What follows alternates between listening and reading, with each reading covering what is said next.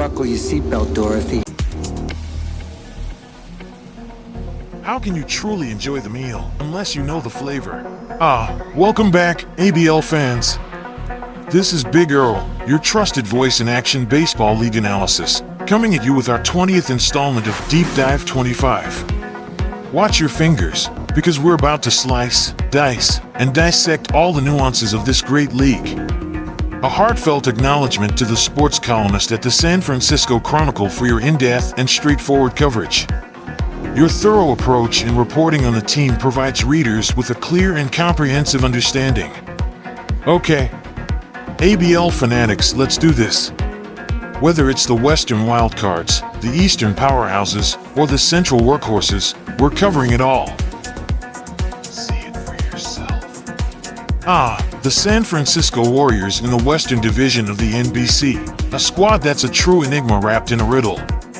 With an owner known for his paradoxical approach and a front office adept at maneuvering the choppy waters of the ABL, plus a coaching staff that's adept at nurturing both young talent and seasoned vets, this team is a force to be reckoned with.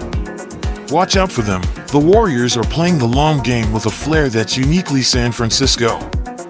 If you're one of those folks who can't get enough of the nitty-gritty, the ins and outs, the ups and downs of ABL baseball, then this deep dive is for you. It's like opening a box of Cracker Jacks. You never know what treasure you're gonna find.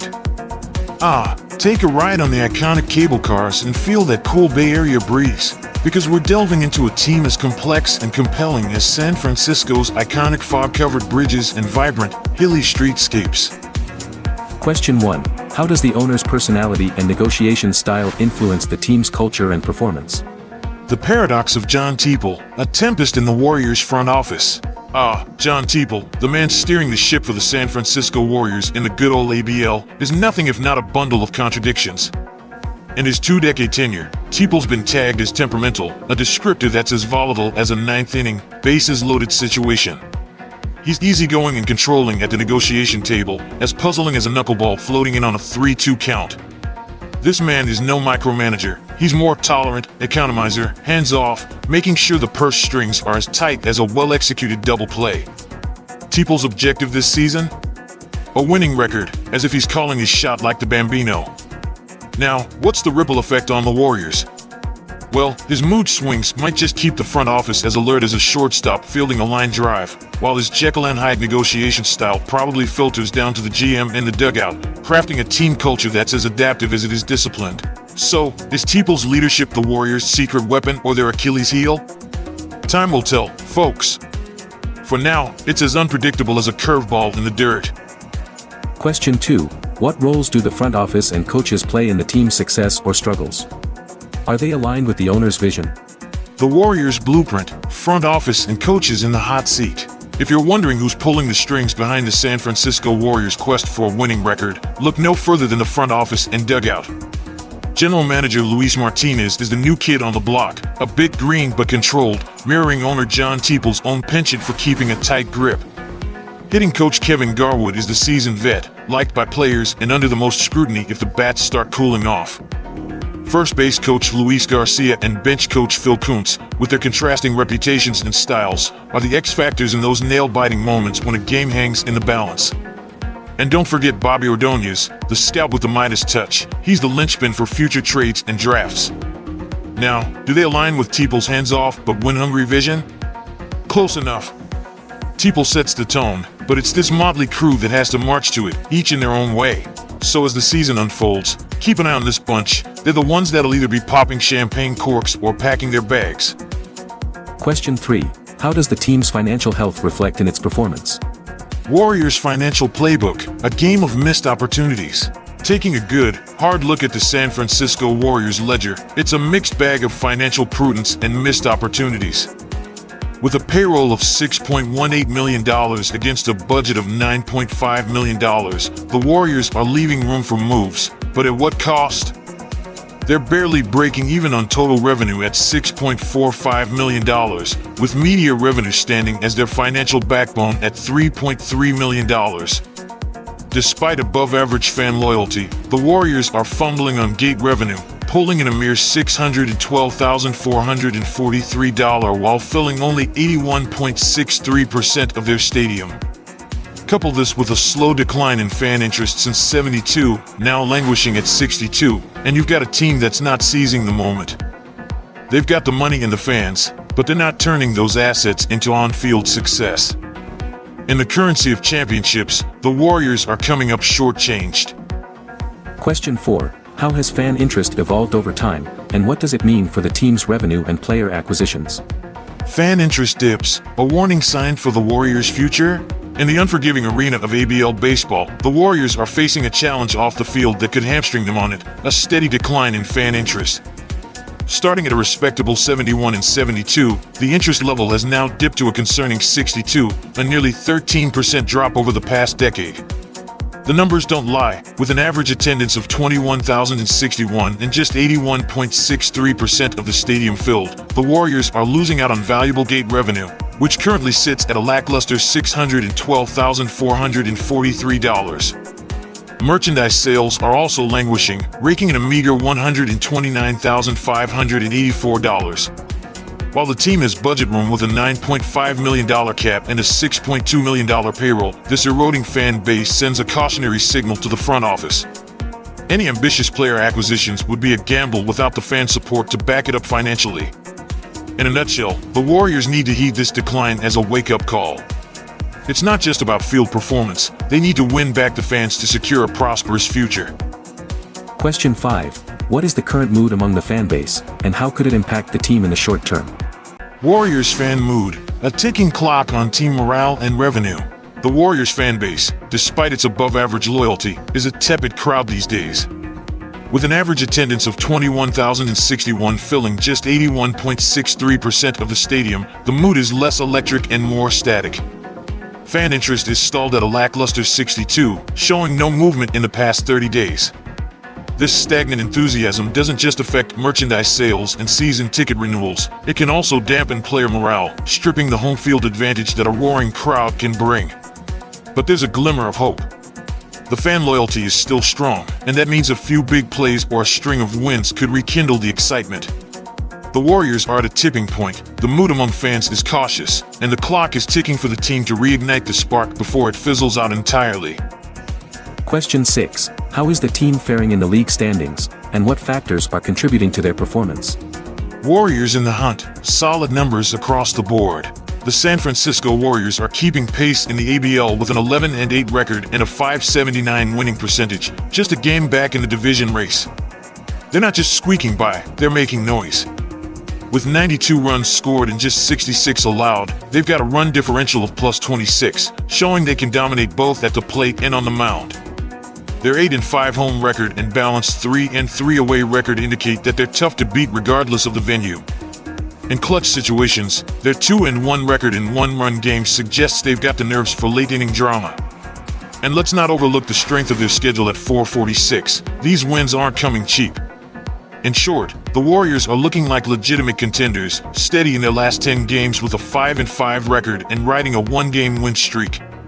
They're a team to keep an eye on as the season unfolds. Question 7. What are the team's odds of making the playoffs on a divisional and conference level? Warriors playoff picture, a legitimate shot, but no sure bet. The San Francisco Warriors are making a credible playoff push with an 11-8 record.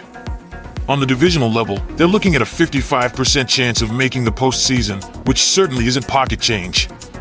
On the conference level, those odds improve to a more comfortable 71.9%. As for achieving the league's best record, they're sitting at a 15.3% chance, second only to the Las Vegas Gamblers. It may not be enough to start planning any parades in San Francisco, but it's not a figure to be dismissed either. What these numbers boil down to is this: the Warriors have positioned themselves well in the early going, and while nothing's guaranteed in the game of baseball, they've got a legitimate shot at making some noise come October. Question 8. How do base runs and ELO ratings paint a picture of the team's true strengths and weaknesses? Crunching the numbers, Warriors' strengths and shortcomings unveiled by advanced metrics. The San Francisco Warriors season can be dissected through the lens of base runs and ELO ratings, and these metrics show a team with both promise and areas for improvement. Their expected runs scored, XRS, sits at 95, but they've only managed to plate 92, a slight underachievement. On the flip side, their expected runs allowed, XRA, is 65, while they've only surrendered 66, indicating a defense that's nearly meeting expectations. The expected wins, XW, and expected losses, XL, numbers suggest the team has underperformed a bit, winning only 11 out of an expected 13 games. As for ELO ratings, they began the season at 1,510.1 and have seen a modest rise to 1,516.4. However, a 30-day decline of 3.8 points and a 7-day dip of 3.1 points hint at recent struggles. In essence, the Warriors have a sturdy defense but need to crank up their offense to fulfill their potential. The slight ELO dip suggests they can't afford to rest on their laurels. Question 9. What does the team's WAR indicate about its most valuable players? The WAR report, Warriors' balance is their strength, but a star needs to rise. Listen, the San Francisco Warriors' WAR metrics reveal a team that's neither top-heavy nor lopsided. With a batter WAR of 2.63, it's clear the offense is doing its part but could use a jolt of electricity to shift from good to great. The pitcher WAR sits at a noteworthy 3.08, affirming that the mound is where this team's strength lies, whether it's starters chewing up innings or a bullpen that comes in clutch. A total WAR of 5.7 paints the picture of a balanced squad, not overly dependent on either their bats or arms. The wins minus WAR at 5.3 suggests that the team's 11-8 record owes much to these well-rounded contributions. In short, while the Warriors have a balanced roster that's keeping them in contention, they'd benefit from either the bats or the arms taking a decisive lead role as they have the playoffs. Question 10. How have injuries impacted the team's performance and depth? The health advantage. Warriors' injury-free roster a hidden ace. In a league where the disabled list often reads like a who's who of key players, the San Francisco Warriors stand out for their pristine health record. With 0 injuries, not a single day lost to the disabled list, and no cash drained on sideline talent, the Warriors are either incredibly fortunate or have a medical team worth its weight in gold. This unblemished bill of health isn't just good luck, it's a strategic advantage. While competitors scramble to fill voids and shuffle their lineups, the Warriors enjoy the rare luxury of fielding their strongest squad day after day. In a sport where the margin between success and failure is razor thin, this clean health slate could be the Warriors' secret weapon as they have a playoff run. Question 11. What do the team's batting statistics reveal about its offensive capabilities? Warriors' offense, a balanced attack that keeps pitchers guessing. The San Francisco Warriors' batting stats reveal an offense that's as versatile as it is potent. With 92 runs scored and an impressive slugging percentage of .449, they're clearly capable of generating runs in bunches. They blend power with contact, as evidenced by their 23 homers and 31 doubles. But it's not all about brute force. A disciplined 10.11% walk rate coupled with a manageable 13% strikeout rate shows they're savvy at the plate.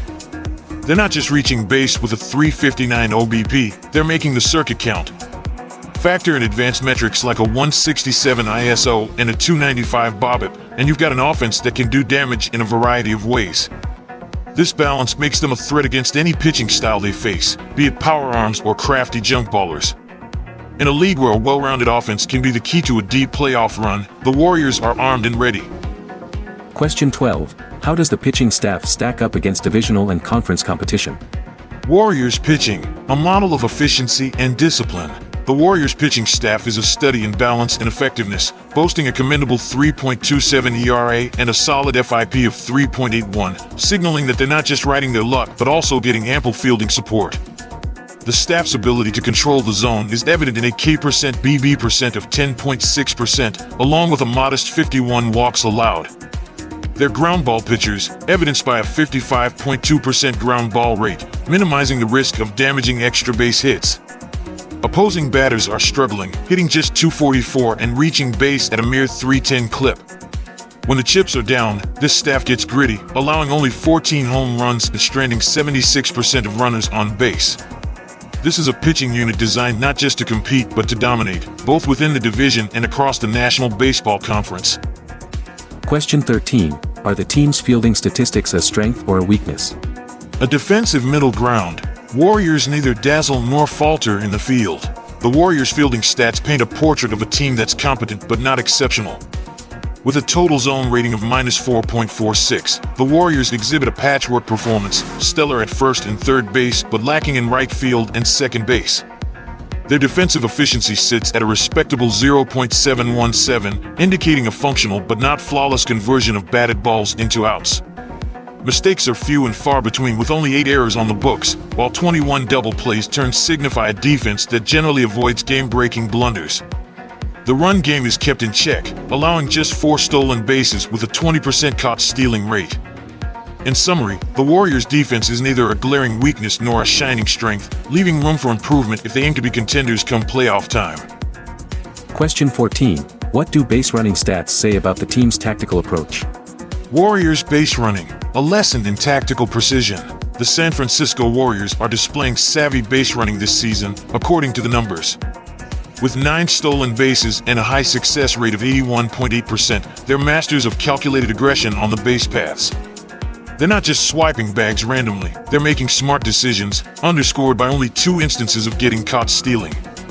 Opportunities to advance are abundant, given their 119 singles and 73 walks, and they seem to be capitalizing on these. A weighted stolen base metric, WSB, of 1.55 may not be awe-inspiring, but it's positive, signaling that their base stealing is adding tactical value.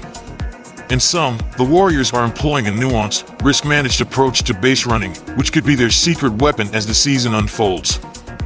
Question 15. Who are the standout performers in batting, and what do their stats reveal? Warriors batting stars, a trio of game-changers.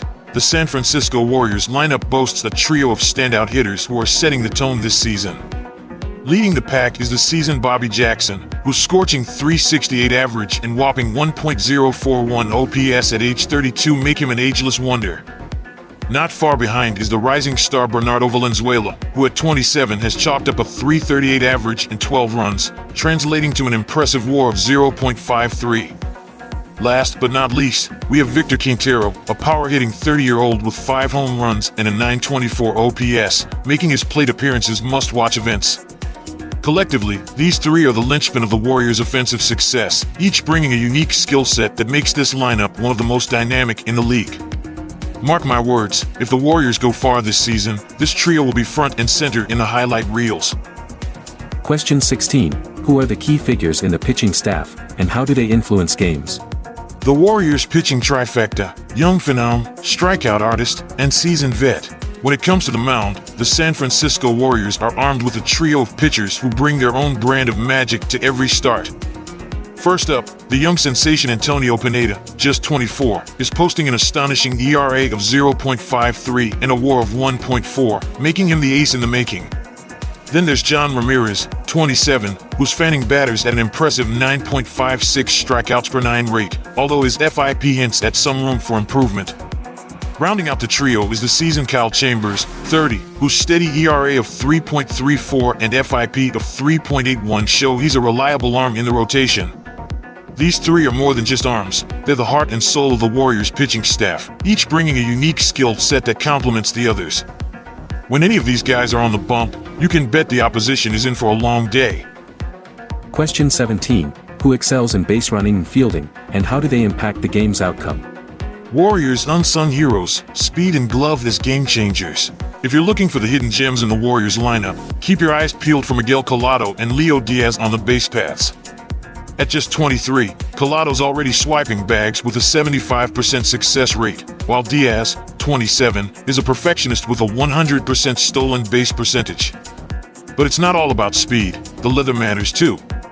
Over at the hot corner, 24-year-old Bobby Angel's sporting a near-flawless zone rating of 0.979, making him a vacuum for anything hit his way. Not to be outdone, first baseman Victor Quintero, 30, flaunts a pristine fielding percentage of 1,000. Diaz pulls double duty, excelling in both base running and center field, proving he's a true 5-tool player. These guys might not grab the headlines, but they're the ones turning close games into W's for the Warriors. Question 18. What does the team's age demographic reveal about its experience and future potential? The Warriors' age equation, balancing experience and youth for a bright future. A glance at the Warriors' age demographics reveals a team striking a careful balance between youthful exuberance and seasoned experience. With an average age hovering around 28 to 29 in the majors, they've got the veteran know-how to navigate the rigors of a long season while keeping the locker room energized with fresh faces. Down in AAA, a near 29 average age signals a roster ready to contribute at the big league level. The AA and Single-A levels hold the promise of the future, showing particular youth among batters in AA and an overall younger crew in Single-A.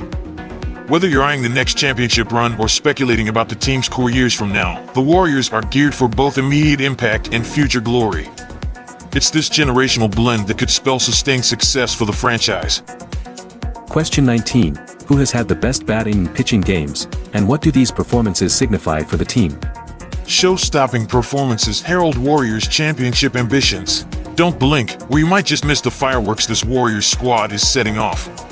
The April 14th showdown against Tampa Bay was nothing short of an offensive masterclass, with Ron Hutchinson, Chad Everett, and Bobby Angel lighting up the scoreboard in spectacular fashion. It's not just the bats, though. The mound is where the Warriors are asserting their dominance as well. Antonio Pineda is becoming a household name, not once but twice delivering pitching performances that can only be described as sublime. The kicker? These aren't the seasoned Warriors, these are the young guns making their mark. Performances like these are more than stats, they're a clarion call to the rest of the league that says, watch out, the Warriors are coming. And if you're a Warriors fan, it's time to start dreaming big, really big. Question 20. What does your gut tell you about this team in the 1981 championship season and the Grand Tournament of Champions? The Warriors, built for a championship run in 1981. Listen up folks, because I've got a good feeling you're gonna want to hear. The 1981 San Francisco Warriors are not just built to compete, they're engineered for dominance. Managed with the precision of a Swiss watch by Steve Ballmer and Brad Pittman, this squad is oozing with both talent and intangibles.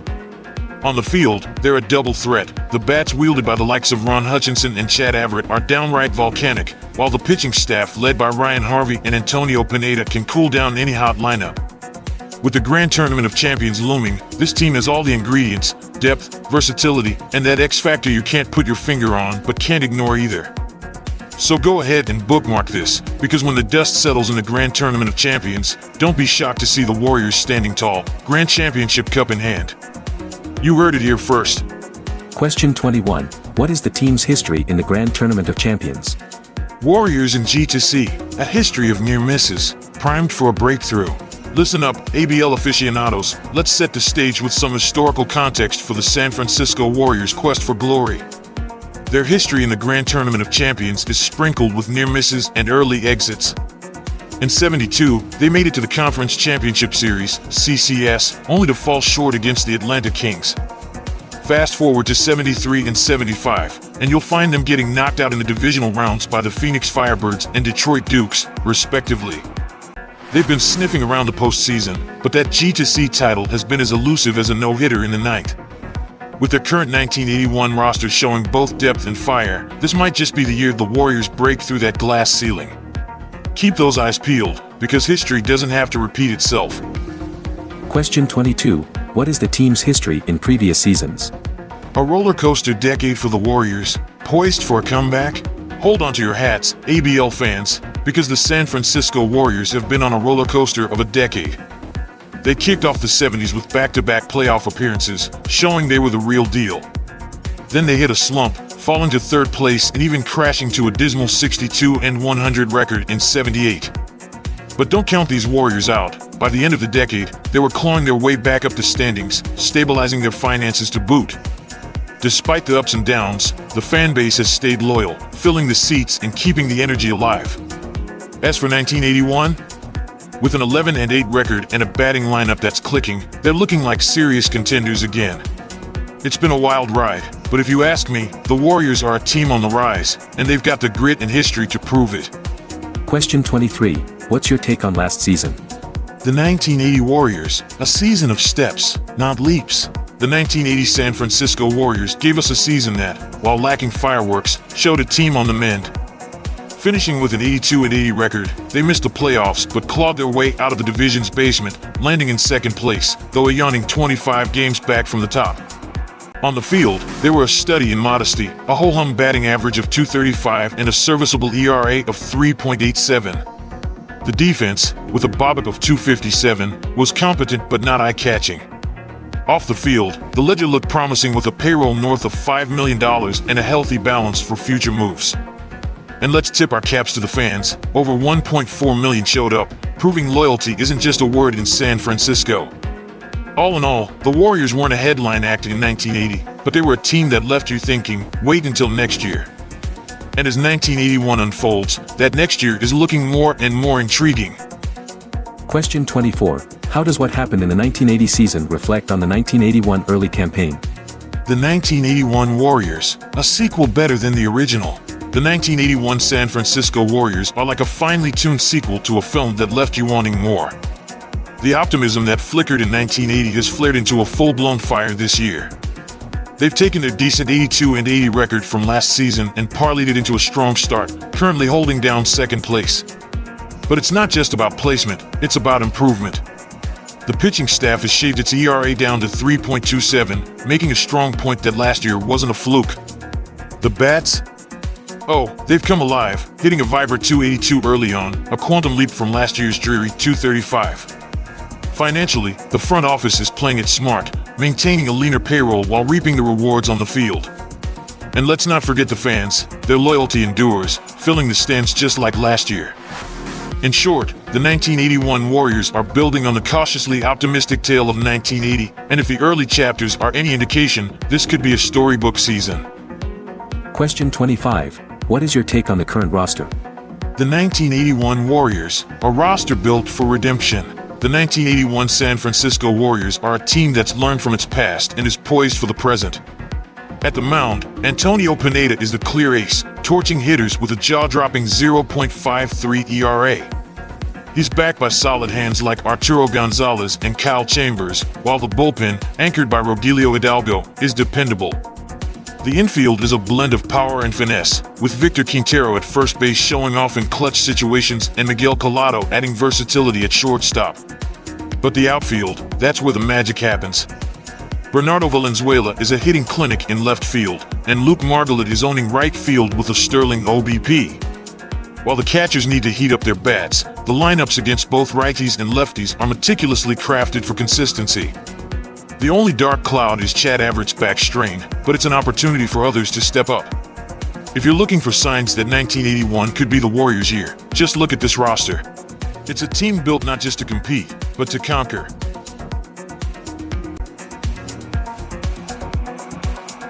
Well, there you have it, your up-close and personal deep dive into the San Francisco Warriors. We've dissected their strengths, weaknesses, and everything in between.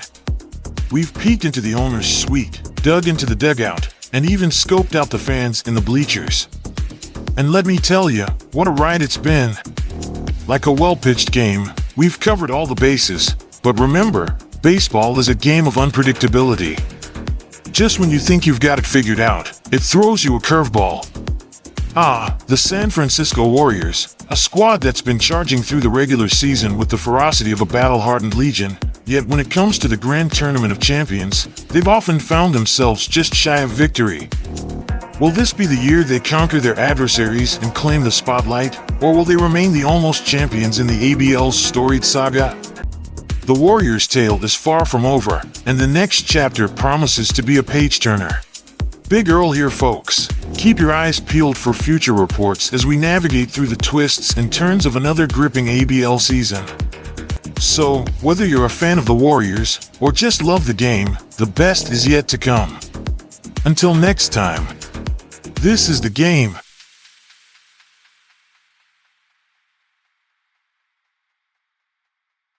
See it for yourself.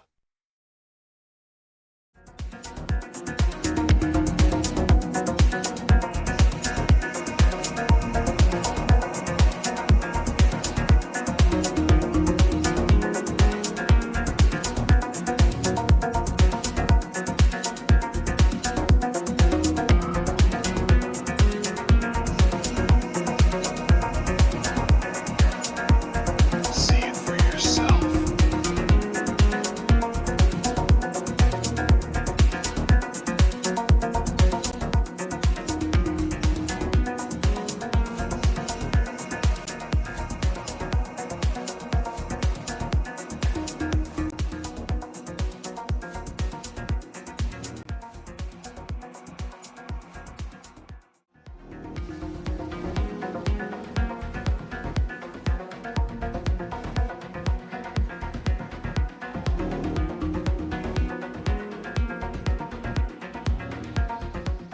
Unfortunately, no one can be told what the Matrix is. You have to see it for yourself.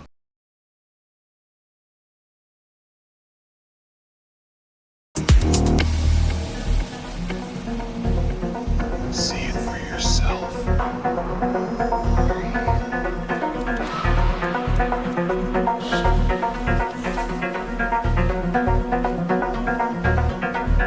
How would you know the difference between the dream world and the real world?